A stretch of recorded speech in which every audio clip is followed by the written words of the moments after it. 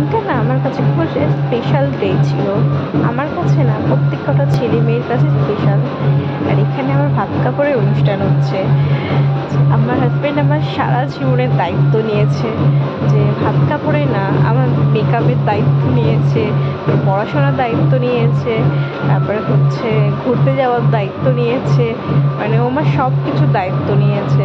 সুখে দুঃখে আমার পাশে থাকবে, আমার ফ্যামিলিকে দেখার দায়িত্ব নিয়েছে।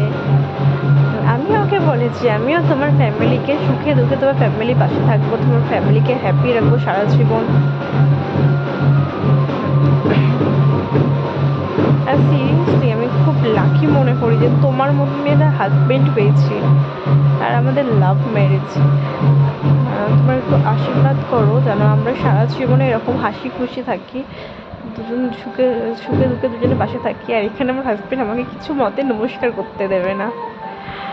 আর তারপরে মাম্মি বললো নাকি যে এক হাতে করতে নেই নমস্কার, দু হাতে করো।